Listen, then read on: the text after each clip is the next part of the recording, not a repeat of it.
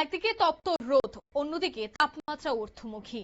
আর তার মধ্যেই এখন যখন মানুষ এসি বা কুলারের নিচে দিন কাটাচ্ছেন গরম থেকে রেহাই পেতে, ঠিক অন্যদিকে বিদ্যুৎ নেই, যার জন্য ক্ষোভ বাড়ছে এলাকাবাসীদের মধ্যে। ঘটনা কাঞ্চনপুর শান্তিপুরে 24 ঘন্টা থেকে বিদ্যুৎ নেই।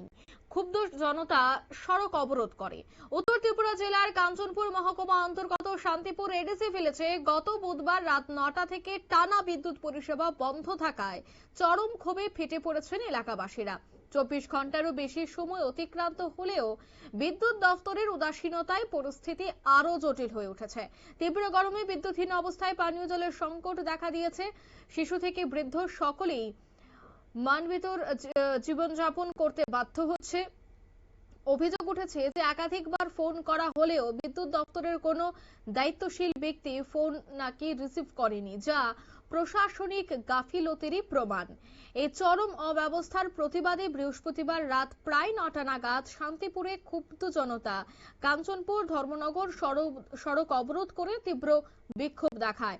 ফলে গুরুত্বপূর্ণ এই সড়কে যান চলাচল সম্পূর্ণভাবে স্তব্ধ হয়ে পড়ে এবং দীর্ঘ যানজটের সৃষ্টি হয়। কি উঠে আসছে বিস্তারিত শোনাবো। তো আমরা যদি কোনো বিপদে পড়ে যদি ফোন করি, যদি ফোন ধরে না, তো কে লেখা কন্ট্রোল রুমটা আছে, আমরা এটা জবাব চাই 1 নাম্বার। এবং আমরা কাছে যে নাম্বার আছে এই নাম্বারটা তো তারা কইতাছে এটাই তার নাম্বার, তো এটাই যদি তার নাম্বার হতো তারা কেন ফোন ধরতো না?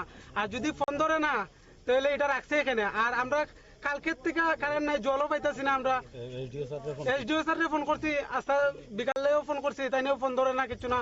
যখন এখানে করছে স্টাফ আইছে তখন করছে, স্টাফে ফোন করে কইছে, কোয়ার পরে আমরা ফোন করছি তখন ধরছে। আগে এখানে তাই ধরে না। আর কন্ট্রোল রুমে ওখানে ফোন করে আপনার সামনে দেখবেন ফোন ধরতো না। আপনি যে কল এখানে পুলিশ আইছে, পুলিশে তাইনে ফোন করছে, তাইনে ফোনও ধরছে না।